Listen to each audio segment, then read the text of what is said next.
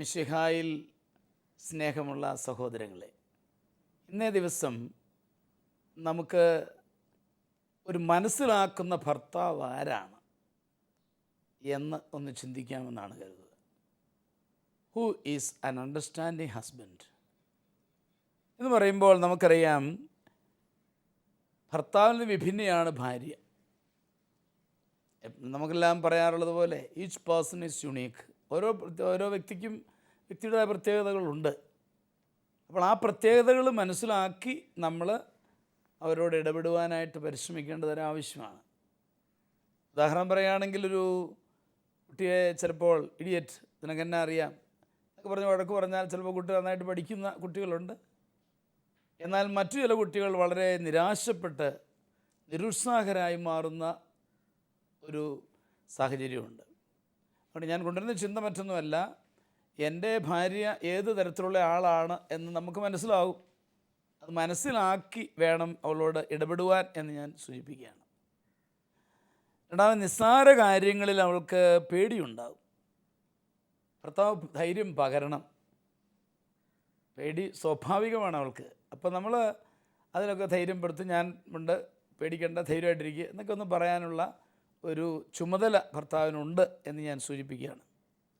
മൂന്നാമത്, സ്ത്രീ ഒരമ്മയാകാൻ ദൈവത്താൽ രൂപപ്പെടുത്തപ്പെട്ടയാളാണ്. ചെറുപ്പത്തിൽ പാവകൾക്ക് അവൾ അമ്മയായി കളിക്കും. അവളുടെ വികാരങ്ങൾ വളരെയേറെ കുട്ടികൾക്ക് സുരക്ഷിതത്വം പ്രദാനം ചെയ്യുന്ന തരത്തിലുള്ളതായിരിക്കും. ഉദാഹരണമായിട്ട് ഒരു ഉമ്മ കൊടുക്കുക, കെട്ടിപ്പിടിക്കുക മുതലായവ. സ്ത്രീ വികാരം ഒത്തിരി ഉള്ളവളാണ്.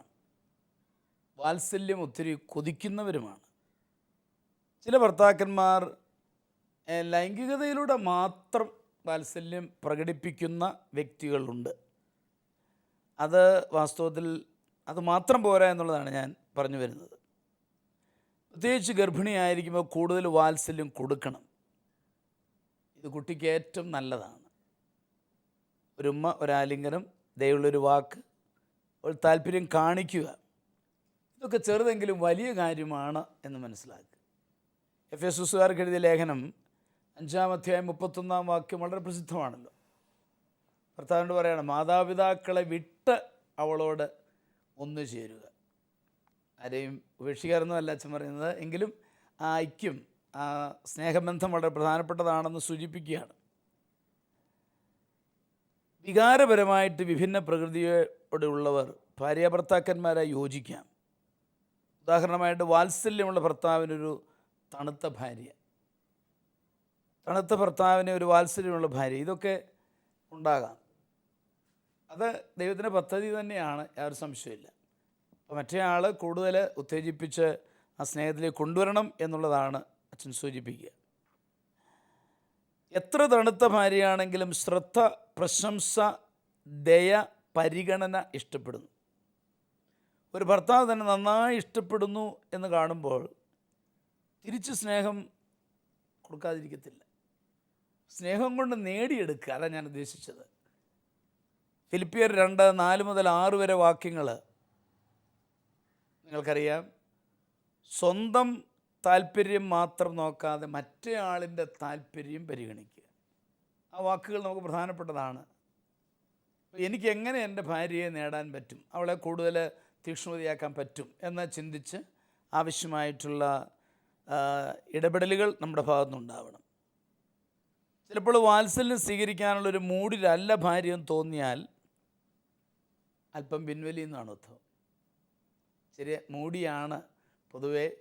അപ്പോൾ നമ്മൾ ഈ മൂഡിൽ അത്ര ശരി എറിക്കുന്നില്ലെങ്കിൽ വേണ്ട, പിന്നെ ആട്ടെ എന്ന് കരുതുന്നതും ഉചിതമാണ്. ചില സന്ദർഭങ്ങളിൽ അത് വിവേകത്തോടെ ചെയ്യണം എന്ന് ഓർമ്മിപ്പിക്കുകയാണ്. സ്ത്രീകൾ ചിലപ്പോൾ വികാരത്താൽ നയിക്കപ്പെടും. ഭർത്താവ് അത് മനസ്സിലാക്കിയാൽ മതി. ചിലപ്പോൾ വികാരം കൊണ്ട് അതും ഇതൊക്കെ വിളിച്ചു പറയും. അതിനൊന്നും വലിയ അർത്ഥം കൊടുക്കരുത്. 100% അർത്ഥമില്ല.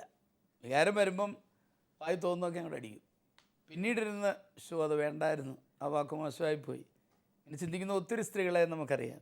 അപ്പോൾ അതുകൊണ്ട് അതൊന്ന് സൂക്ഷിക്കുന്നത് നല്ലതാണ്. ചിലപ്പോൾ ചെറിയ കാര്യത്തിന് പോലും വേദന, അരിശം, ക്ഷീണം, നിരാശ ഉണ്ടാവാം.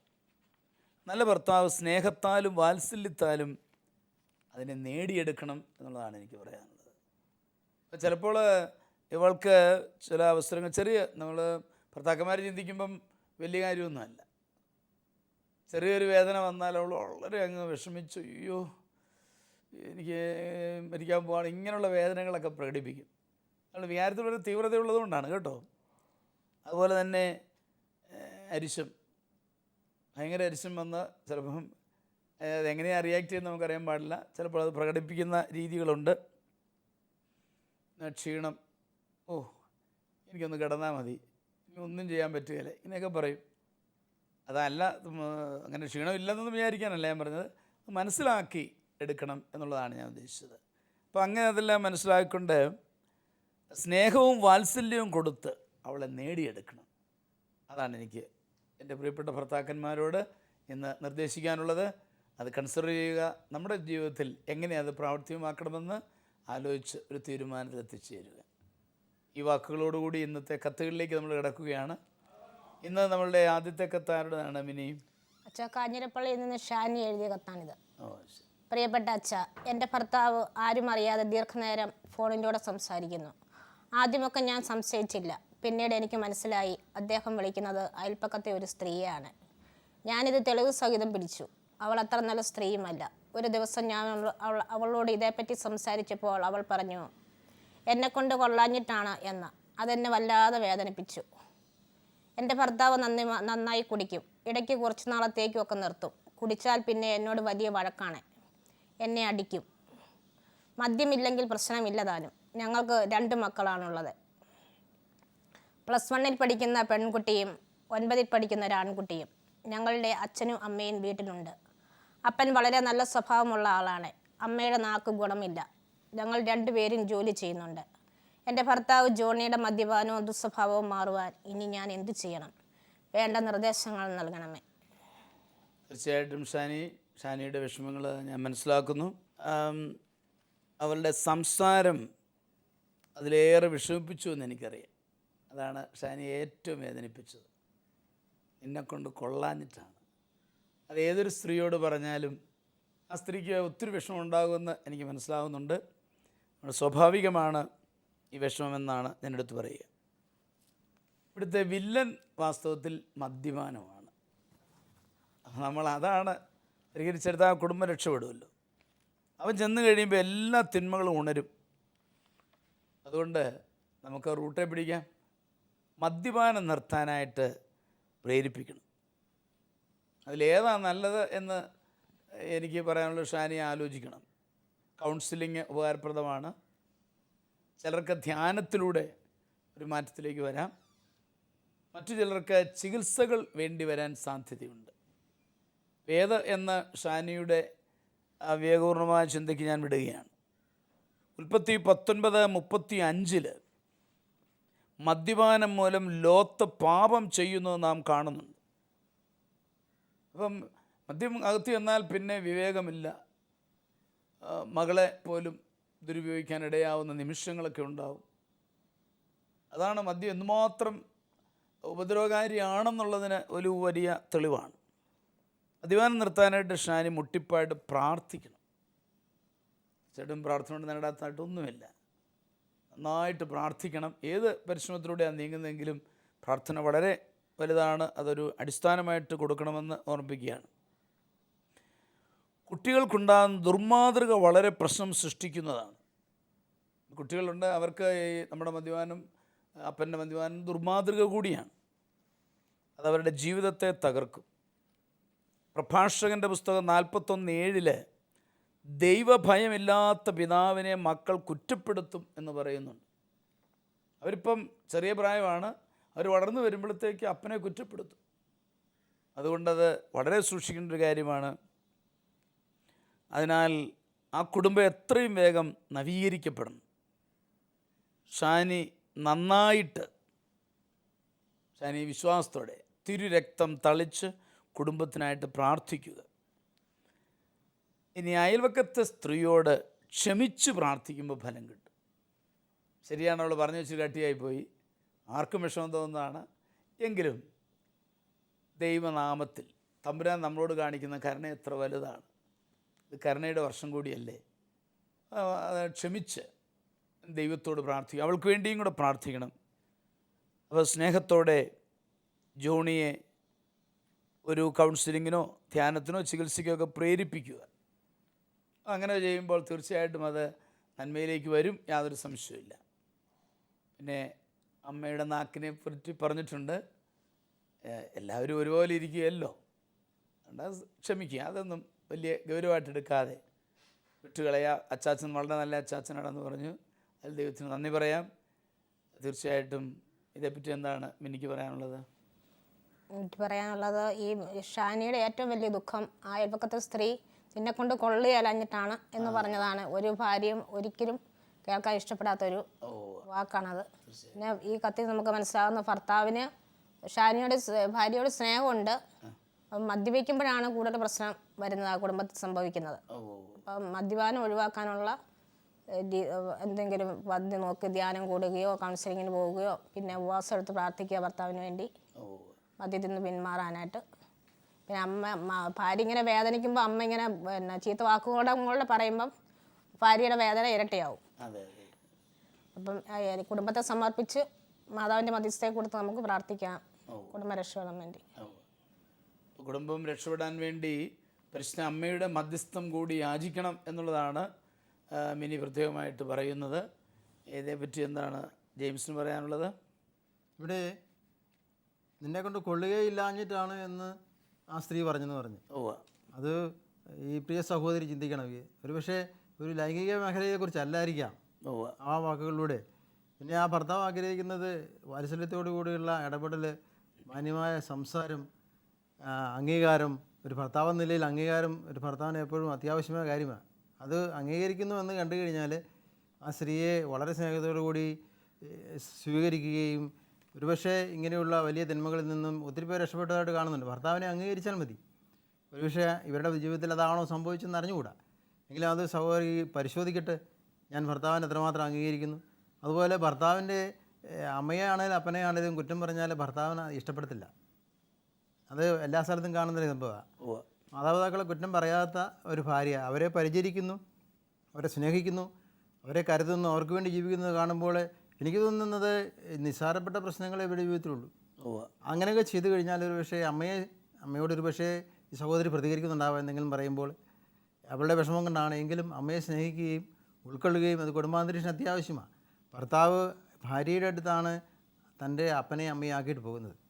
അപ്പോൾ അവരോട് പോസിറ്റീവായിട്ട് ഇടപെടുകയും വാത്സല്യമായിട്ട് മാതാവെന്നും പിതാവെന്ന നിലയിൽ തന്നെ കാണുകയും ചെയ്താൽ ഒത്തിരി പ്രശ്നങ്ങൾ പരിഹരിക്കാൻ സാധിക്കുമെന്നാണ് എനിക്ക് തോന്നുന്നത്. ഇവിടെ ഒരു ചെറിയൊരു വ്യത്യാസമുള്ളത് ജെയിംസ് കത്തിൽ ശ്രദ്ധിച്ച് കാണുകയില്ല. അതായത് ഇവർ രണ്ടുപേരും ജോലിക്ക് പോകുന്നവരാണ്. വീട്ടിൽ അപ്പനും അമ്മയേ ഉള്ളൂ. ഒന്ന്. രണ്ടാമത് ഈ അയൽവക്കത്തെ സ്ത്രീ എന്ന് പറയുന്നയാൾ അത്ര അതല്ല. അപ്പോൾ അത് ലൈംഗിക ജീവിതത്തെപ്പറ്റി തന്നെയാണ് ആ പരാമർശനമെന്നാണ് നമുക്ക് വ്യക്തമാകുന്നത്. ജെയിംസ് കൊണ്ടുവന്ന ആ പോയിൻ്റ് ഞാൻ മനസ്സിലാക്കുന്നത് തീർച്ചയായിട്ടുള്ള ഈ ഇടപെടലിൽ പെരുമാറ്റത്തിൽ കുറച്ചുകൂടെ സൂക്ഷിക്കുവാനും സ്നേഹം കൊടുക്കുവാനും ശ്രദ്ധിക്കുമ്പോൾ ഭർത്താവിനെ നേടിയെടുക്കാം എന്നുള്ള ആ ഒരു ചിന്ത വളരെ ശരിയാണ്. അതിനായിട്ട് തീർച്ചയായിട്ടും ഷാനി പരിശ്രമിക്കണം എന്നുള്ളത് ഞാൻ നിഷേധിക്കുന്നില്ല. എങ്കിലും ഒരു സ്ത്രീയുടെ ഹൃദയം തകർക്കുന്നതാണ്. മിനി സൂചിപ്പിച്ചത് വളരെ ശരിയാണ്. ഏതൊരു സ്ത്രീക്കും അത് വേദനാജനകമായ ഒരു പരാമർശനമാണ്. അപ്പോൾ അത് മനസ്സിലാക്കുന്നെങ്കിലും ഷാനി ക്ഷമിച്ച് മുന്നോട്ട് പോകാനായിട്ട് പരിശ്രമിക്കുകയാണെങ്കിൽ കാര്യങ്ങൾക്ക് മാറ്റം ഉണ്ടാകുമെന്നാണ് ഞാൻ പ്രതീക്ഷിക്കുന്നത്.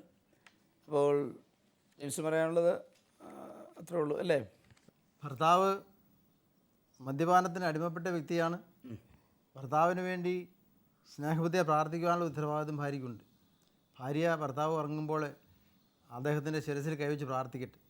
വചനം എഫെസ്യനിൽ നമ്മളെ പഠിപ്പിക്കുന്നത് എന്താണ്? അവിശ്വാസിയായ ഭർത്താവ് വിശ്വാസിയായ ഭാര്യയിലൂടെയും അവിശ്വാസിയായ ഭാര്യ വിശ്വാസിയായ ഭർത്താവിലൂടെയും വിശദീകരിക്കപ്പെടുമെന്ന് നിങ്ങൾക്ക് അറിഞ്ഞുകൂടെ?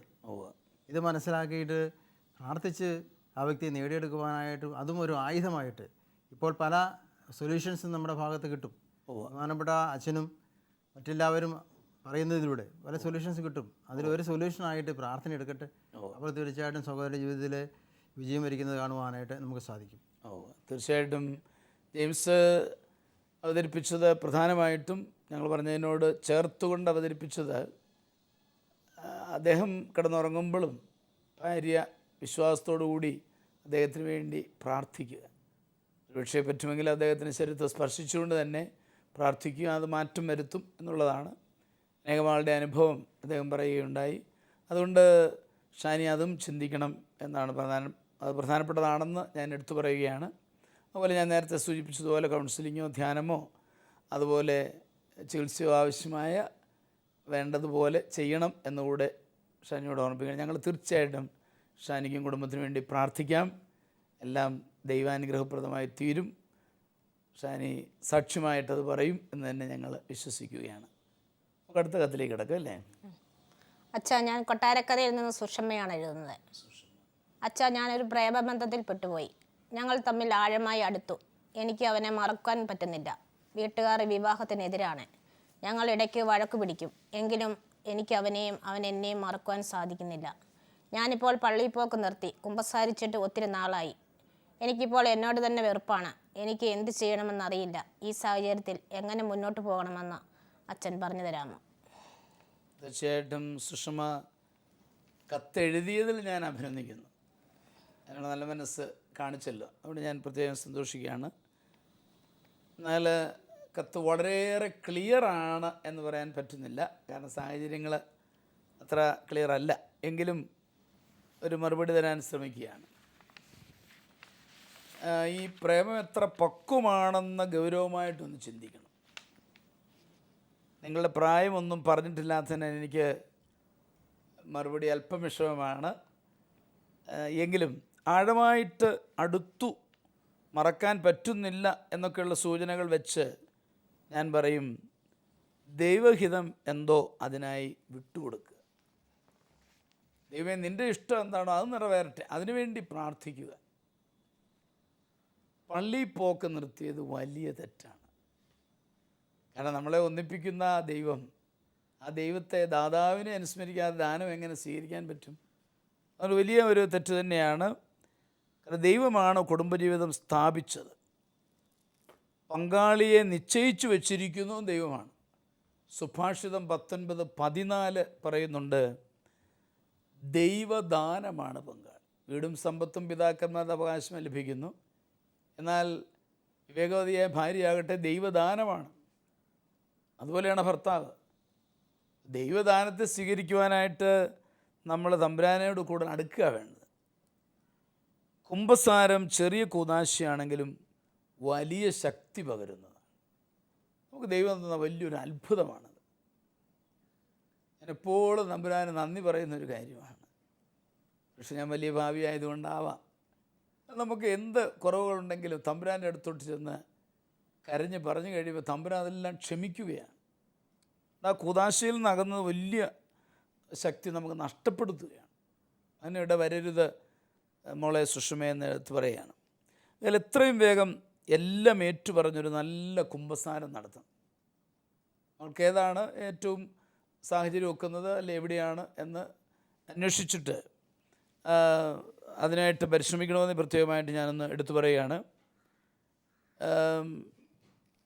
മകള് തീർച്ചയായിട്ടും ഈ അവസരത്തിൽ ദൈവത്തിന് മകളെ ഒത്തിരി ഇഷ്ടമാണ്. എന്നെ തന്നെ വെറുക്കുന്നു എന്ന് പറഞ്ഞുകൊണ്ട് ഞാൻ പറയാണ്, മകളെ വെറുക്കാൻ യാതൊരു അവകാശമില്ല. സെൽഫ് എസ്റ്റീം അങ്ങനെ ഡൗൺ ആകേണ്ട ആവശ്യവുമില്ല. കാരണം മോളെ ദൈവത്തിന് ഭയങ്കര ഇഷ്ടമാണ്. മർക്കോസ് 3:13 പറയുന്നുണ്ട്, തനിക്കിഷ്ടമുള്ളവരെ അവൻ അടുത്തേക്ക് വിളിച്ചു. വിളിക്കുക എന്നൊക്കെ പറഞ്ഞാൽ എൻ്റെ അർത്ഥം ഈ മമോദീസായിലൂടെ നമ്മളെ സ്വീകരിച്ചതിൻ്റെ അർത്ഥം നമ്മളെ ഇഷ്ടമാണെന്നാണ്. അത് നിസ്സാരപ്പെട്ട ഇഷ്ടമല്ല, ദൈവത്തിൻ്റെ ഇഷ്ടമാണ്. അതുകൊണ്ടാണ് അനാദിയിലെ നമ്മളെ തിരഞ്ഞെടുത്ത് നമുക്ക് ഈ വലിയ സഭയുടെ അംഗത്വം നൽകിയത്. അതുകൊണ്ട് മോൾക്ക് മോളെ വെറുക്കാൻ പറ്റുകയില്ല. മോൾ അത്രയും തമ്പുരാൻ്റെ മുമ്പിൽ വലിയ ഇഷ്ടഭാജനമാണ് എന്ന് പറയാൻ ഞാൻ ആഗ്രഹിക്കുകയാണ്. ആ ബോധ്യത്തോടു കൂടി മകൾ പ്രാർത്ഥിക്കുക. ഉത്തമഗീതം 3:5 മകളുടെ മനസ്സിൽ തരാൻ ഞാൻ ആഗ്രഹിക്കുന്നു. തമ്പുരാൻ അതാ തരുന്നത്. പറയട്ടെ, അതിതാണ്, സമയമാകുന്നതിന് മുൻപ് പ്രേമത്തെ ഇളക്കി വിടരുത്. സമയമാകുന്നതിന് മുമ്പ് പ്രേമത്തെ ഇളക്കി വിടരുത്. എന്താണ് ഈ സമയം? സമയം എന്ന് പറഞ്ഞാൽ വിവാഹമാണ്. വിവാഹമാകുന്നതിന് മുമ്പ് പ്രേമത്തെ ഇളക്കി വിടരുത്. അതുവരെ നമ്മൾ ഫ്രീ ആയിരിക്കണം. വിവാഹം കഴിഞ്ഞാൽ ദൈവം തന്നെ ആ വ്യക്തിയെ ശരിക്കും അങ്ങ് പ്രേമിക്കണം. പിന്നെ പ്രേമിക്കാനുള്ള സമയമാണ്. മരണം വരെ പ്രേമിച്ചോണം. കാരണം ഉടനെ തമ്പുരാൻ തന്ന വ്യക്തിയാണ്. നമുക്ക് നല്ല ധൈര്യത്തോട് പ്രേമിക്കാം. യാതൊരു ചിന്താക്കുഴപ്പമില്ല, ടെൻഷനില്ല, ഒരു പ്രശ്നമുണ്ടുമില്ല. ഞാൻ ഉദ്ദേശിക്കുന്നത് എൻ്റെ മോളൊരു ധ്യാനം കൂടുന്നത് വളരെ നല്ലതാണ്. മോളൊരു ധ്യാനം ഒന്ന് ഒരു ക്ലോസ് റിട്രീറ്റ് എവിടെയെങ്കിലും പോയി താമസിച്ച് ഒരാഴ്ചയല്ലേ ഉള്ളൂ, കൂടുന്നത് വളരെ നല്ലതാണ്. ഞാനത് പ്രത്യേകം നിർദ്ദേശിക്കുകയാണ്. അതിലൂടെ നന്മയിൽ ജീവിക്കുവാൻ ശക്തി ലഭിക്കും. സുഷമയ്ക്ക് വേണ്ടി ഞാൻ പ്രത്യേകം പ്രാർത്ഥിക്കാം. ദൈവഹിതം അതാണെങ്കിൽ പ്രേമിക്കാതെ തന്നെ അവൻ ഭർത്താവായിക്കോളും. തമ്പുരാൻ്റെ ഇഷ്ടമാണ്, ഈ വ്യക്തിയാണ് എനിക്ക് വന്നു ചേരേണ്ടതെങ്കിൽ തമ്പുരാൻ അത് കൊണ്ടുവരും. തമ്പുരാൻ നമ്മുടെ ഒന്നും സഹായം ആവശ്യമില്ലെന്നേ. തമ്പുരാൻ അത് നടത്തിക്കോളും. അത് ഏതെങ്കിലും വഴിയിലൂടെ വരും എന്നുറപ്പാണ്. അപ്പോൾ ആ വിശ്വാസത്തോടെ മുമ്പോട്ട് പോവുക.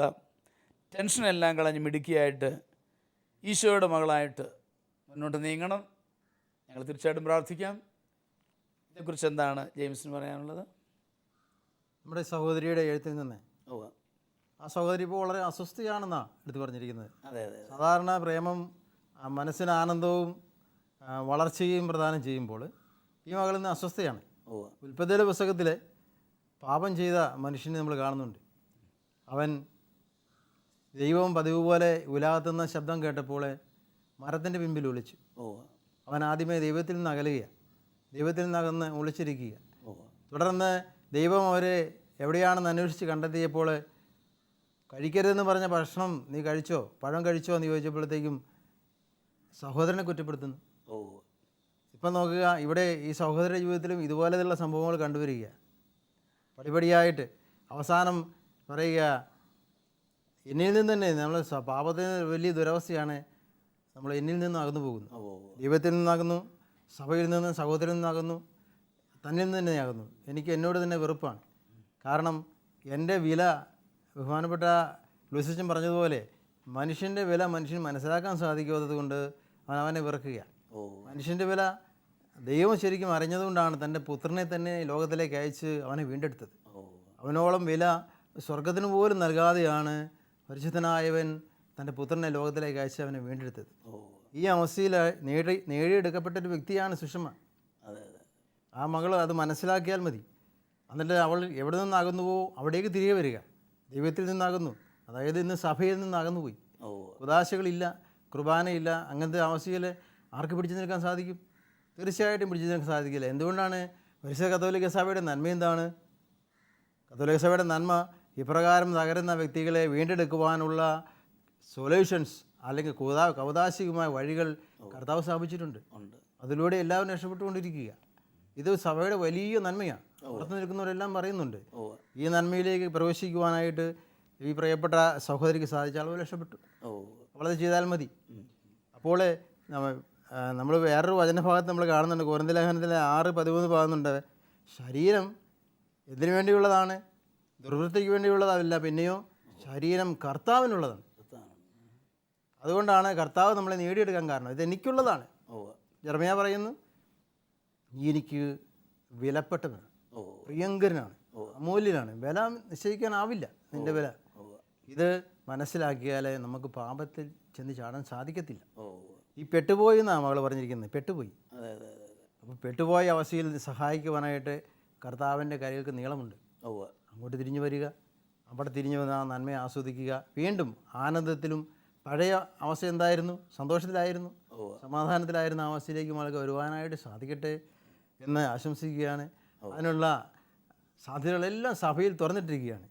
വളരെ ഫ്രീ ആയിട്ട് മകൾ സഭയിലേക്ക് പ്രവേശിക്കട്ടെ, കുദാശകളിൽ പ്രവേശിക്കട്ടെ എന്നാണ് എൻ്റെ ആഗ്രഹവും പ്രാർത്ഥനയും. സുഷമയുടെ സൂചിപ്പിക്കുന്ന പ്രധാനമായിട്ടും തന്നെ സ്നേഹിക്കുന്ന ദൈവത്തിലേക്ക് തിരിഞ്ഞ് ഒരു നവീകരണ ജീവിതത്തിലേക്ക് വന്നാൽ പ്രശ്നങ്ങൾ പരിഹരിക്കപ്പെടും എന്നാണ്. തീർച്ചയായിട്ടും. എനിക്കെന്താ പറയാനുള്ളത്? ഈ സുഷമ എന്ന് പറയുന്ന വ്യക്തി നേരത്തെ പള്ളിയിൽ പോക്ക്, കുമ്പസാരം എല്ലാം ഉള്ള വ്യക്തിയായിരുന്നു. ഈ കത്തിൽ നിന്ന് നമുക്ക് മനസ്സിലാകുന്നത് അങ്ങനെയാണ്. അപ്പോൾ ഈ പ്രേമബന്ധത്തിലായി കഴിഞ്ഞ ശേഷമാണ് കൂദാശകളിൽ നിന്നും ദൈവിക ജീവനിലും എല്ലാം അകന്നു പോയിരിക്കുന്നത്. അപ്പോഴത്തേക്ക് യൂദാശകളിലേക്കും ദൈവജീവനിലേക്കും ദൈവത്തിലേക്ക് അടുത്ത് വരുമ്പോഴത്തേക്കും ഈ ജീവിതത്തിലുള്ള സന്തോഷവും സമാധാനവും അനുഭവിക്കാൻ പറ്റും. കൂദാശകളിലേക്ക് അടുക്കുക ദൈവജീവൻ എത്ര ഇവിടെ ഒരു ധ്യാനത്തിൽ സംബന്ധിക്കുമ്പോൾ മനസ്സ് തുറക്കാൻ സാധിക്കും. ദൈവത്തിൻ്റെ സ്നേഹം അറിയാൻ പറ്റും. ദൈവത്തിൻ്റെ സ്നേഹം അറിയാത്തത് കൊണ്ടാണ് ഇത് തന്നെ വെറുത്ത് ഇങ്ങനെ ജീവിക്കുന്നത്. പാപാവസ്ഥയിലായ കാരണം കുമ്പസാരം ദൈവത്തിനോട് അടുക്കാതെയും കുമ്പസാരം ഇല്ല, പള്ളിപ്പോക്കില്ല എന്നെല്ലാം പ്രത്യേകം എടുത്തു പറഞ്ഞിരിക്കുന്നത്. അത്രയ്ക്കും അപ്പം തിരിച്ചു വരാൻ ആഗ്രഹമുണ്ട് ഈ മകൾക്ക്. തീർച്ചയായിട്ടും ഉണ്ട്. അപ്പോൾ ആ മകളെ തമ്പുരാനിലേക്ക് അടുപ്പിക്കാൻ നമുക്ക് പ്രാർത്ഥിക്കാം. തീർച്ചയായിട്ടും സുഷമയുടെ നല്ല മനസ്സിലാക്കുന്നു. തിരിച്ചറിയാൻ ആഗ്രഹമുള്ളതുകൊണ്ടാണ് കത്തെഴുതിയത് ഞങ്ങൾക്കറിയാം. അപ്പോൾ ഞങ്ങൾ ഒന്നിച്ച് പറയാൻ ആഗ്രഹിക്കുന്നത്, സുഷമ എത്രയും വേഗം ഒരു ധ്യാനം അതൊരു അനാവശ്യ കാര്യമായിട്ട് കരുതരുത്. എന്ത് സംഭവിക്കട്ടെ, ഒരാഴ്ച ഒന്ന് മാറി നിൽക്കുക, ആ വചനം ഒന്ന് കേട്ട് അതിലേക്ക് തിരിച്ചു വരുവാൻ. ചെറിയ പാളിച്ചകളൊക്കെ സംഭവിച്ചു പോയി. അപ്പോൾ നമുക്ക് ആ ധ്യാനം നന്നായിട്ട് പങ്കെടുക്കുമ്പോൾ വലിയൊരു മാറ്റം ഉണ്ടാകും. അതുവഴിയായിട്ട് കൂദാശകളിലേക്ക് സഭയുടെ കൃപാവര സ്രോതസ്സിലേക്ക് തിരിച്ചു വരുവാൻ നമുക്ക് കഴിയുമ്പോൾ എല്ലാം ഭംഗിയാകും. തമ്പുരാൻ എല്ലാം ക്രമീകരിക്കും. അതിനായിട്ട് ഞങ്ങൾ പ്രത്യേകം പ്രാർത്ഥിക്കാം. മോൾക്ക് വേണ്ടി കേട്ടുകൊണ്ടിരിക്കുന്ന എല്ലാവരും ഈ മകളെ സമർപ്പിച്ച് പ്രാർത്ഥിക്കണം എന്ന് സ്നേഹപൂർവ്വം ഓർമ്മിപ്പിക്കുകയാണ്. നമുക്ക് ഇവർക്ക് വേണ്ടി തമ്പുരാനോട് പ്രാർത്ഥിക്കാം. നമുക്ക് നല്ലവനായ ദൈവമേ, ഇന്ന് ഞങ്ങൾ ഷാനിയുടെയും സുഷമയുടെയും കത്തുകളാണല്ലോ ഇവിടെ വായിച്ചത്. അവരുടെ പ്രശ്നങ്ങൾ വിഭിന്നങ്ങളാണെങ്കിലും കർത്താവേ, അങ്ങ് അവരെ ഏറ്റെടുക്കണമേ. ഷാനിയുടെ കുടുംബത്തെ അങ്ങ് ഏറ്റെടുത്ത് ആ കുടുംബത്തെ അങ്ങ് നേരായ വഴിയിലേക്ക് കൊണ്ടുവരണമേ. അവരുടെ പ്രശ്നങ്ങളെല്ലാം പരിഹരിക്കപ്പെടുവാൻ വേണ്ടി അങ്ങ് തന്നെ ഇടപെടണമേ. ഈശോയെ, അങ്ങയുടെ മൂല്യമായ തിരുരക്തം ഈ നിമിഷം ആ കുടുംബത്തിലേക്ക് തളിക്കണമേ. അവിടെയുള്ള തിന്മയുടെ സ്വാധീനങ്ങളെല്ലാം നീക്കിക്കളഞ്ഞുകൊണ്ട് ഒരു പവിത്രീകൃതമായ കുടുംബജീവിതം അവർക്ക് നൽകണമേ എന്ന് ഞങ്ങൾ പ്രാർത്ഥിക്കുകയാണ്. സുഷമ മോളെ ഞങ്ങൾ സമർപ്പിക്കുന്നു. അങ്ങ് അവളെ എന്തുമാത്രം ഇഷ്ടപ്പെടുന്നു എന്ന് ഞങ്ങൾ അറിയുന്നു. അവളെ രക്ഷയുടെ അനുഭവത്തിലേക്ക് കൂട്ടിക്കൊണ്ടുവരാൻ അങ്ങ് ആഗ്രഹിക്കുന്നു എന്ന് ഞങ്ങൾ മനസ്സിലാക്കുന്നു. ആ വലിയ കൃപയിൽ ആ രണ്ട് കുടുംബങ്ങളെയും അനുഗ്രഹിക്കണമേ. പിതാവും പുത്രനും പരിശുദ്ധാത്മാവുമായ സർവേശ്വര എന്നേക്കും ആമേൻ. ഈ പ്രോഗ്രാമിലേക്ക് കത്തുകളും അഭിപ്രായങ്ങളും അയക്കേണ്ട വിലാസം: to the producer, family counselling, Shalom television, Peruvannamuzhi PO, Kozhikode 673-528. Email info@shalomtelevision.com.